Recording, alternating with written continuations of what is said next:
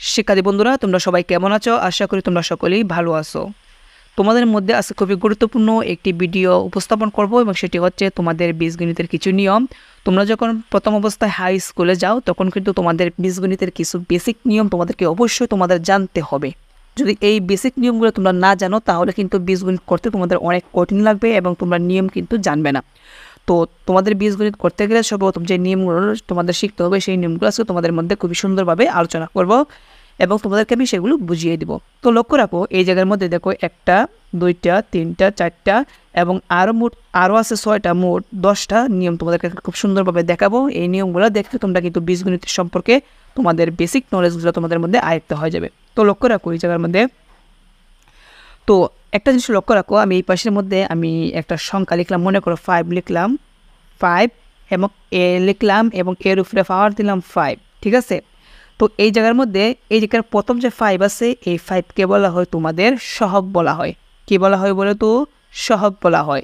এবং 5-এর সাথে যে একটা অক্ষর আছে, কি আছে? অক্ষর আছে, যেমন এ আছে, এই একে বলা হয় তোমাদের চলক বৃত্তি বলা হয়। কি বলা হয়? বৃত্তি বলা হয়। এবং তুমি ইংরেজিতে বলতে পারো তোমাদের এটাকে বেস বলা হয়। কি বলা হয়? বেস বলা হয়। এবং এর উপরে যে একটা পাওয়ার আছে, দেখো 5 আছে, এই 5কে বলা হয় পাওয়ার, বাংলায় বলা হয় গাদ বলা হয়, ঠিক আছে, অথবা সূচক বলা হয়। বিষয়টা তোমরা বুঝতে পেরেছো? তার মানে আমরা শিখলাম এখানে যে 5 আছে এই 5কে বলা হয় সহগ এবং একে বলা হয় বৃত্তি, ইংলিশে বলা হয় বেস, এবং উপরে যে পাওয়ার হিসেবে আছে 5 এইটাকে বলা হয় পাওয়ার, ইংলিশে বলা হয় পাওয়ার, বাংলায় বলা হয় সূচক অথবা গাদ বলা হয়। তো এইগুলো আমাদের এই নিয়মটা আমরা জানলাম। তো এখন লক্ষ্য রাখো এদিকে যে নিয়মগুলো আছে এই নিয়মগুলো তোমাদেরকে সুন্দরভাবে তোমাদেরকে বুঝতে হবে শিক্ষার্থী বন্ধুরা। তো দেখো, তো এই জায়গার মধ্যে দেখো আছে এ ইন্টু এ, দেখো এ ইন্টু এ আছে, তো মধ্যেখানে কী হিসাবে আছে? গুণ হিসাবে আছে, ঠিক আছে। তো তার আগে তোমাকে বুঝতে হবে এই জায়গার মধ্যে বেস কি আছে। বেস কি? বৃত্তি। দেখো এখানে বেজ আছে এ এবং এই জায়গার মধ্যে বেজ আছে এ। তো নিয়ম হচ্ছে বেজ যদি একরকম হয়, বিষয়টা ভালোভাবে বুঝবে, বেস যদি একরকম হয় এবং সেটি যদি গুণ হিসাবে থাকে, কি হিসাবে থাকে? গুণ হিসাবে থাকে। যদি বেস একরকম হয় তাহলে কয়টা লিখতে হয়? একটা বেজ লিখতে হবে যদি একরকম হয়। দেখো এখানে এ একটা, 2টা এ আছে, যেহেতু বেজ একরকম তার মানে আমি কয়টা এ নিব? একটা এ লিখব। বিষয়টা ক্লিয়ার? তারপর দেখতে হবে যে প্রথম যে এ আছে এইটার উপরে পাওয়ার কত আছে? কত আছে? দেখো তো 2 আছে। এর পরবর্তী যে বেস আছে এ, এইটার উপরে পাওয়ার কত আছে? 2 আছে। তো এখন বিষয় হচ্ছে গুণের সময় পাওয়ারগুলা কি হয়?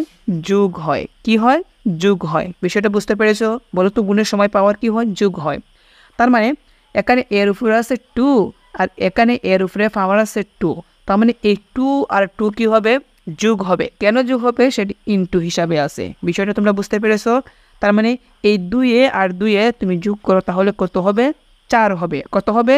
4 হবে। সেই জন্য দেখো আমরা এর উপরে লিখে দিয়েছি 4। তার মানে এইটাকে পড়তে হয় a টু দি পাওয়ার 4। কি পড়তে হয়? a টু দি পাওয়ার 4। তো শিক্ষার্থী বন্ধুরা, আশা করি তোমরা প্রথমটা বুঝতে পেরেছো। তারপর লক্ষ্য রাখো 2 নাম্বারটা, এখানে দেখো এই জায়গার মধ্যে দেখো বেস হচ্ছে এ এবং এখানেও কিন্তু বেস কিন্তু এ। তার মানে দেখলাম বেস একরকম, তার মানে 2টা বেস থেকে আমরা কয়টা নিব? একটা বেস দেখো আমরা এ লিখলাম। যেহেতু এর উপরে পাওয়ার আছে কত? 3, আবার এইটার উপরে পাওয়ার আছে কত? 3। তো আমরা তো জানি যে পাওয়ারে আর পাওয়ারে কি হবে? যোগ হবে। কেন? সেটি ইনটু হিসাবে আছে, মানে গুণ হিসাবে আছে। তার মানে পাওয়ারে পাওয়ারে কি হবে? গুণ হয়ে যাবে। কি হয়ে যাবে শিক্ষার্থী বন্ধুরা? গুণ হয়ে যাবে। তো দেখো এইটার উপরে 3 আছে, আবার এইটার উপরে পাওয়ার আছে 4, তো 3 এবং 4 প্লাস করলে কত হয়? বলতো কত হয়? 7 হয়। কত হয়? 7 হয়। তার মানে আমরা হিসাব করলাম সেখানে কি হবে? 7 হবে। তো আমরা এখন 7 বসাবো। দেখো এর উপরে দেখো আমরা 7 বসিয়েছি। শিক্ষার্থী বন্ধুরা, তোমরা কি বিষয়টা বুঝতে পেরেছো? আশা করি তোমরা বুঝতে পেরেছো। তো তার পরবর্তী লক্ষ্য রাখো 2 নাম্বার শেষ, এখন আমরা 3 নাম্বারটা করব। তো 3 নাম্বারটা একটু মনোযোগ দিবে।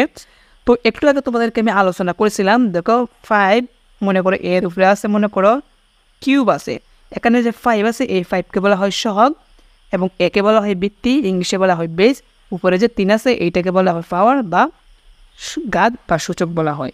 এখন বিষয় হচ্ছে এই জায়গার মধ্যে লক্ষ্য রাখো, দেখো এই জায়গার মধ্যে টু বি টু দি পাওয়ার 4 এই জায়গার মধ্যে 2 হচ্ছে সহগ, কি বলেছি 2 হচ্ছে সহগ। এবং এদিকে লক্ষ্য রাখো 3 বি টু দি পাওয়ার 5 এই জায়গার মধ্যে 3 হচ্ছে সহগ, কার সহগ বির সহগ, আর এখানে 2 হচ্ছে বির সহগ। তো যেহেতু এই জায়গার মধ্যে সহগ আছে আর মধ্যখানে কী হিসাবে আছে ইনটু হিসাবে আছে, আমরা সর্বপ্রথম সহগগুলা ইনটু করে নিব। কি করেছি কি করব সহগগুলো ইনটু করে নিব, অর্থাৎ এই 2 আর 3 আমরা গুণ করে নিব। তো তোমরা বলো 2 আর 3 গুণ করলে কত হয়? 3 দুগুণে 6, দেখো আমরা 6 লিখলাম। এখন কাজ হচ্ছে আমাদের দেখতে হবে যে বেস কি আছে। দেখো বেস বি, এখানেও বেস কি বি, তো বেস কি একরকম? অবশ্যই একরকম। তার মানে আমরা বলেছিলাম যদি গুণ হিসাবে থাকে তার মানে আমরা বেস যাই থাকুক না কেন যদি 100টা বি হয় তার মানে আমরা লিখতে হবে একটা বি লিখতে হবে। তো দেখো শিক্ষার্থী বন্ধুরা এখানে আমরা বি লিখলাম এবং প্রথম যে বি আছে এই বির উপরে পাওয়ার কত আছে 4, এর পরবর্তীর যে বি আছে এইটার উপরে পাওয়ার কি আছে 5 আছে। তো যেহেতু ইনটু হিসাবে আছে তার মানে এই পাওয়ারগুলো কি হবে যোগ হবে। এখন তোমরা বলো এই সাইডে আর এই পাশে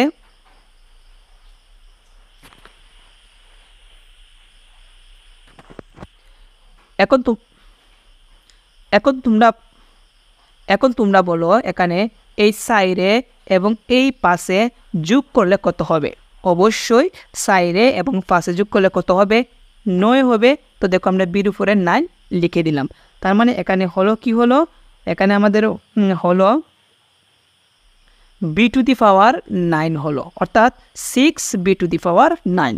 শিক্ষার্থী বন্ধুরা তোমরা বুঝতে পেরেছো? আশা করি তোমরা সেটি বুঝতে পেরেছো। তো এখন লক্ষ্য রাখো 3 নাম্বার শেষ, এখন আমরা 4 নাম্বারটা দেখব। দেখো 4 নাম্বারের মধ্যে প্রথম এখানে কি আছে 3 B cube into 7 B to the power 6 into 2 B cube. তো এই জায়গার মধ্যে আমাদের যে বিষয়টা আগে লক্ষ্য রাখতে হবে, আগে আমাদের সহগের গুলো আগে গুণফল বের করে নিতে হবে। কিসের সহগ? দেখো প্রথম সহগ আছে 3, তারপর আছে 7, তারপর আছে 2। তো আমরা এইগুলোকে গুণ করি। দেখো 3 দ্বারা প্রথম 7কে গুণ করব, তাহলে 3 7 কত হবে 21। 21 দ্বারা আবার এই 2কে গুণ করব, তাহলে 21 দুগুণে কত হয়? আমরা জানি 21 দুগুণে কত হয় 42 হয়। কত হয় 42। তো আমরা লিখলাম 42। এবং এখন দেখব আমাদের বেস কি আছে। দেখো বি আছে বি বি। তো আমরা জানি যতগুলোই বি থাকুক না কেন একরকম যদি থাকে আমরা কয়টা লিখব? একটা লিখব। তো দেখো আমরা বি আমরা একটা লিখলাম এবং প্রথমটার উপরে বির উপরে পাওয়ার কত আছে 3, তারপর কত আছে 6, তারপর কত আছে কি 3। তো যেহেতু ইনটু হিসাবে আছে তার মানে পাওয়ারগুলো কি হবে যোগ হবে। তো দেখো এখন যদি আমরা এইগুলোতে যোগ করে দিই তাহলে কত হবে বলো তো কত হবে? দেখো এই 3 আর 6 যোগ করলে কত হবে 9, 9 আর এখানে 3 যোগ করলে কত হবে 12 হবে। তার মানে বির উপরে পাওয়ার হিসেবে কত যাবে 12 যাবে। তার মানে ফলাফল আসলো 42 বি টু দি পাওয়ার 12। শিক্ষার্থী বন্ধুরা তোমরা কি বুঝতে পেরেছো?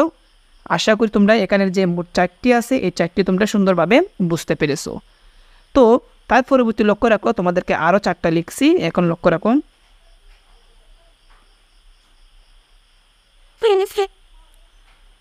শিক্ষার্থী বন্ধুরা লক্ষ্য রাখো এই জায়গার মধ্যে এখন আমরা দেখো 4টা 1 2 3 4টা, এই 4টা তোমাদেরকে এখন সুন্দরভাবে বুঝাবো।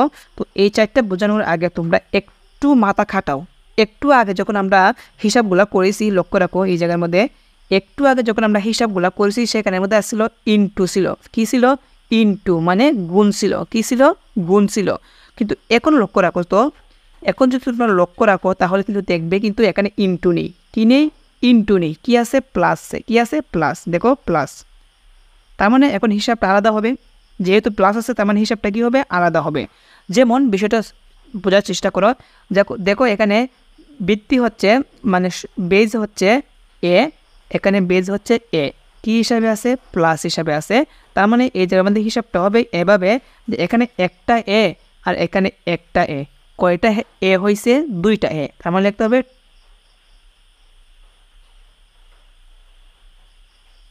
তার মানে লিখতে হবে 2a। কিন্তু এখানে বলে আমি বি দিয়েছি, তোমরা এখানে বি দিবে না, এখানে কী দিবে 2a।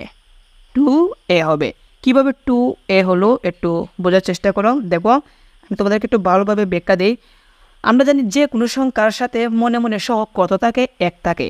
তুমি যদি এইদিকে একটু লক্ষ্য রাখো 2 এর মধ্যে এখানে কিন্তু সহগ আছে কত? 2 আছে। কিন্তু এদিকে লক্ষ্য রাখো এই জায়গার মধ্যে এ আছে, এই জায়গার মধ্যে কিন্তু সহগ নেই। কিন্তু শিক্ষার্থী বন্ধুরা যে কোনো সংখ্যার সাথে যদি সহগ না থাকে তাহলে তোমরা মনে মনে ধরে নিবে এটার সাথে সহগ কত আছে, 1 আছে। কত আছে? 1 আছে। বিষয়টা ক্লিয়ার? তার মানে এই এর সাথে মনে মনে সহগ 1 আছে, আর এখানে মনে মনে সহগ কত কি আছে, 1 আছে। যেহেতু প্লাস আছে তার মানে আমরা 1-এ আর 1-এ সহগগুলা যোগ করে দিব। 1-এ আর 1-এ কী করবো, সহগগুলা যোগ করে দিব। তার মানে 1-এ 1-এ যোগ করলে কী হবে, 2, এবং এদিকে লিখতে হবে 2। আর যেহেতু এখানে এ একরকম, তার মানে কয়টা এ লিখবে, একটা এ লিখবে। কয়টা এ লিখবে, একটা এ লিখবে। তাহলে কি আসলো আমাদের, 2a আসলো। কি আসলো, 2a। বিষয়টা ক্লিয়ার? তো দেখো আমাদের এক নাম্বারটা শেষ হলো। তো এখন দেখো তোমাদের 2 নাম্বারটা করাবো। তো 2 নাম্বারের মধ্যে দেখো এই জায়গার মধ্যে আছে 2a। কি আছে, 2a। আর এই জায়গার মধ্যে কি আছে, 4a। এখন বিষয়টা হচ্ছে আমাদের যেহেতু এখানে প্লাস হিসাবে আছে তার মানে আমাদের সহগের যোগফল করতে হবে। তো দেখো সহগ এটার মধ্যে আছে 2 সহগ, আর এইটার মধ্যে সহগ আছে কত, 4 আছে। তার মানে এই 2a আর 4 যোগ করলে কত হবে, 6 হবে। দেখো আমরা 6 লিখলাম, এবং যেহেতু এ এবং এ একরকম, দুইটার থেকে আমাদের একটা লিখতে হবে। তার মানে ফলাফল কি আসলো, 6a আসলো। বিষয়টা কি তোমরা বুঝতে পেরেছো? আশা করি তোমরা বিষয়টা বুঝতে পেরেছো। তো তারপর লক্ষ্য রাখো এই জায়গার মধ্যে আমাদের 2 নাম্বারটা শেষ। 3 নম্বরে দেখো 3x³ মধ্যে এখানে সহগ আছে 3, এবং 5x³ মধ্যে সহগ আছে কি, 5 আছে। এখন বিষয়টা হচ্ছে আগে আমাদের যেহেতু এখানে ইনটু হিসাবে নাই, কি হিসাবে আছে, প্লাস হিসাবে আছে, তার মানে আগে আমাদের সহগগুলো আমাদের যোগ করে নিতে হবে। সহগগুলো আমাদের কি করতে হবে, যোগ করে নিতে হবে। তো 3 আর 5 যোগ করলে কত হবে, 8। তো লিখলাম 8। আর এখানে দেখো x³ সহগ কিন্তু একরকম। সহগ কি একরকম, এই দুইটার মধ্যে আমরা কি লিখলাম, একটা x³ লিখলাম। বিষয়টা কি তোমরা বুঝতে পেরেছো? একরকম যাই থাকুক না কেন তোমাকে একটাই লিখতে হবে। কিন্তু একটা জিনিস তোমরা এখানে লক্ষ্য রাখো, যদি এখানে প্লাস না দিয়ে যদি ইনটু হিসাবে থাকতো তাহলে কি হতো। তাহলে আগে আমরা কি করলাম, এখানে 3 আর আমাদের এখানে 5 সহগ আছে, এই 3 5 কত হয়, 15 হয়। কত হয়, 15। এবং এখানে x বেস এবং এখানে x আছে বেস, দুইটার থেকে আমরা একটা x নিব, এবং প্রথমটার উপরে পাওয়ার কত আছে, 3, এর উপরে পাওয়ার আছে 3। যেহেতু গুণ হিসাবে আছে তার মানে পাওয়ারগুলো যোগ হবে, 3 3 কত হবে, 6 হবে। তার মানে 15x⁶ হবে আনসারটা। বিষয়টা কি তোমরা বুঝতে পেরেছো? আশা করি বিষয়টা তোমরা বুঝতে পেরেছো। যেহেতু গুণ আছে, যোগ আছে, সেই জন্য আমরা যোগ করলাম। দেখো সহগ 3 আর 5 যোগ করলে হবে 8, এবং x³ দুইটা একরকম, একটা লিখে দিলেই হবে। আশা করি তোমরা বিষয়টি বুঝতে পেরেছো। তো আমাদের 3 নাম্বারটা শেষ। এখন দেখো 4 নাম্বারটা। 4 নাম্বারের মধ্যে কী হিসাবে আছে, প্লাস হিসাবে আছে। তার মানে আমরা সহগুলো আগে যোগ করবো। দেখো সহগ এখানে আছে 7 আর এখানে আছে 8। তো 7 আর 8 যোগ করলে কত হবে, 15। এবং এখানে দেখো x² আর y², এখানেও x² আর y², দুইটা কিন্তু একরকম। তার মানে একটা লিখে দিবে x² y²। শিক্ষার্থী বন্ধুরা তোমরা কি বুঝতে পেরেছো? আশা করি তোমরা সেটি বুঝতে পেরেছো। তো এখানে যদি তোমাদের গুণ হিসাবে থাকতো তাহলে কী হতো, দেখো যদি গুণ হিসাবে থাকতো তাহলে আমাদের ফলাফলটা আসতো। দেখো সহগ হচ্ছে 7 আর হচ্ছে 8। তো এই 7 আর 8 গুণ করলে কত হবে, 7 আর 8 কত হয়, 56। কত হয়, 56। এবং 7 আর 8 কত হয়, 56। এবং এদিকে লক্ষ্য রাখো x একটা দুইটা যদি গুণ হিসাবে থাকে, x দুইটার থেকে আমরা একটা নিব, এবং এইটার উপরে পাওয়ার আছে 2, এইটার উপরে পাওয়ার আছে 2, গুণ থাকার কারণে পাওয়ারগুলো যোগ হবে। 2 আর 2 কত হবে, 4। তার মানে x এর উপরে হবে 4। আবার দেখো y আর y দুইটার থেকে আমরা একটা লিখবো, পরে লিখবো একটা, এই y এর উপরে আছে 2, এই y এর উপরে আছে 2, 2 দিয়ে যোগ করলে কত হবে, 4 হবে।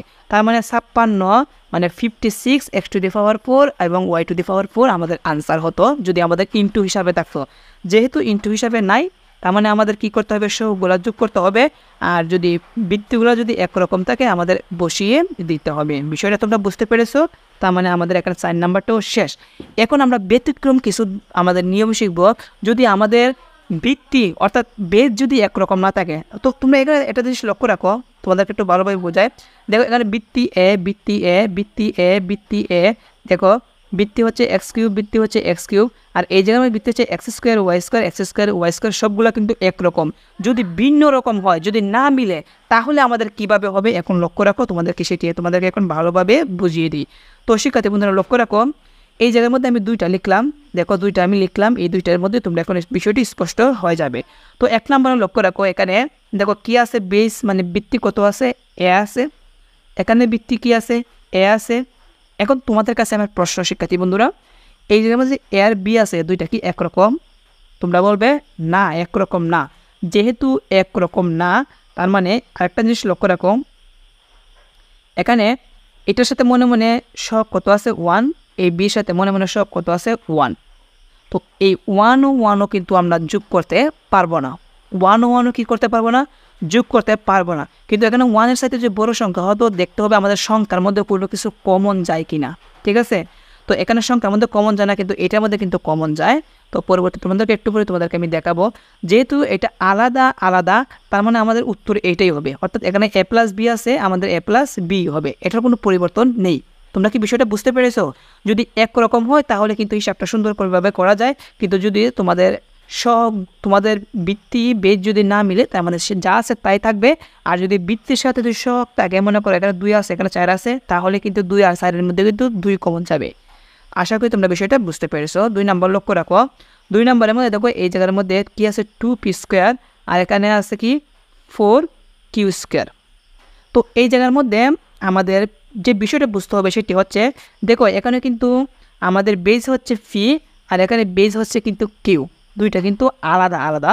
তার মানে এই জায়গার মধ্যে কোনো কিছু হিসাব করা যাবে না। কিন্তু এখানে যে p² সাথে যে সহগ আছে 2, আর q² সাথে সহগ আছে কত 4, এই জায়গার মধ্যে কিন্তু আমরা 2 কমন নিতে পারি। কি কমন নিতে পারি? 2। কীভাবে 2? কারণ এই 2কে 2 দ্বারা ভাগ করলে 2কে 2, আবার 2 দ্বারা 4কে ভাগ করলে কী হবে? 2 হবে। অর্থাৎ 2 2 4, মানে 2 দ্বারা 2টার মধ্যেই ভাগ করা যায়। তার মানে আমরা এখানে আমাদের 2 কমন নিতে পারি। তো দেখো 2 কমন নিছি। তো 2 কমন নিলে কী করতে হবে? একটা ব্রেকেট দিতে হবে। আমরা জানি কমন নেওয়ার অপর নাম কি? ভাগ করা। কমন নেওয়ার অপর নাম কি? ভাগ করা। তো আমরা কি কমন নিলাম বন্ধুরা? 2 কমন নিলাম। তো কমন নিলে কী দিতে হবে? একটা ব্রেক। তো কমন নিলে কী দিতে হবে? একটা ব্রেকেট দিতে হবে। তো দেখো আমরা ব্রেকেট দিলাম। তো যেহেতু আমরা 2 কমন নিয়েছি, তার মানে এই 2 দ্বারা একবার 2p²কে ভাগ করব, আবার এই 2 দ্বারা আবার 4q² একবার ভাগ করব। তো চলো আমরা ভাগ করে দিই। তো দেখো এই 2 দ্বারা 2p² ভাগ, দেখো আমি ভাগ করে দিই। 2 দ্বারা কী করব? এই 2p² ভাগ করব, 2p² ভাগ করব। তো 2 এ 2 এ কাটা থাকবে কি? শুধু p²। তো দেখো লিখলাম p²। বিষয়টা ক্লিয়ার? আবার লক্ষ্য রাখো এই জায়গার মধ্যে, দেখো আবার এই 2 দ্বারা 4q² ভাগ করব। তো লিখব 4q², 4q² আর নিচে লিখব 2। এই 2 4-এর মধ্যে কয়বার যায়? 2 বার যায়। আমরা 2q² হবে। কি হবে? 2q²। তো দেখো আমরা এখানে লিখে দিয়েছি 2q² লিখে দিয়েছি। দেখো 2q²। বিষয়টা বুঝতে পেরেছো? আশা করি শিক্ষার্থী বন্ধুরা তোমরা এটা ভালোভাবে বুঝতে পেরেছো। তো তার পরবর্তী তোমাদেরকে আরেকটা কথা স্পষ্ট ভাষায় তোমাদেরকে আমি বলবো, সেটি হচ্ছে তোমাদের গুণের সময় কিন্তু তোমাদের বললাম যদি গুণ হিসাবে থাকে, দেখো আমি আবার উপরে যাই, দেখো এই জায়গার মধ্যে যদি গুণ হিসাবে থাকে তাহলে কিন্তু পাওয়ারগুলো কী হবে? প্লাস হবে। পাওয়ারগুলো কী হবে? প্লাস হবে। আর যদি তোমাদের যোগ হিসাবে থাকে তাহলে কিন্তু যে বিষয়টা পাওয়ারগুলো কিচ্ছু হবে না, পাওয়ার যোগ হবে না। যদি সহগ থাকে, এটা সংখ্যার সাথে মনে মনে সহগ থাকে বা সংখ্যা থাকে, এই সংখ্যাগুলোকে যোগ করতে হবে, যোগ করে দিতে হবে, এবং যা যা মিল থাকবে সেটা একবার লিখে দিবে। কিন্তু আরেকটা নিয়ম হচ্ছে, যদি তোমাদের ভিন্ন রকম হয়, যদি মিল না থাকে, তাহলে তোমাদের যা আছে তাই উত্তর থাকবে। আর যদি সহগ যে 2 সাইড থাকবে, এগুলো আমাদের দেখবে সংখ্যাগুলো কমন যায় কিনা। তো শিক্ষার্থী বন্ধুরা আশা করি আজকের ক্লাসটা তোমরা খুব সুন্দরভাবে বুঝতে পারছো, কারণ তোমাদের এই ক্লাসটা কিন্তু তোমাদেরকে বুঝতেই হবে। তোমাদের প্রথম অবস্থায় এইগুলো তোমাদেরকে বুঝতে হবে, তাহলে কিন্তু তোমাদের বীজগণিতের মধ্যে তোমরা কিন্তু একটু ভালোভাবে বুঝতে পারবে, এবং বীজগণিত কীভাবে সমাধান করতে হয়, কীভাবে যোগ করতে হয়, কীভাবে বিয়োগ করতে হয়, এগুলো তোমরা বুঝতে পারবে। তো পরবর্তী পর্বে আমি তোমাদেরকে দেখাবো যে কিভাবে তোমাদের এই ভগ্নাংশ, কিভাবে তোমাদের বীজগণিতের যোগ বিয়োগ গুণ ভাগগুলো করতে হয়, ওইগুলো তোমাদেরকে আমি দেখাবো। তো আজকে এখানে শেষ করব। তোমরা যেগুলো তোমাদেরকে আমি বোঝালাম, ওইগুলো তোমরা নিজে নিজে লিখে খাতার মধ্যে প্র্যাকটিস করবে। তো শিক্ষার্থী বন্ধুরা সবাই ভালো থাকো। আসসালামু আলাইকুম।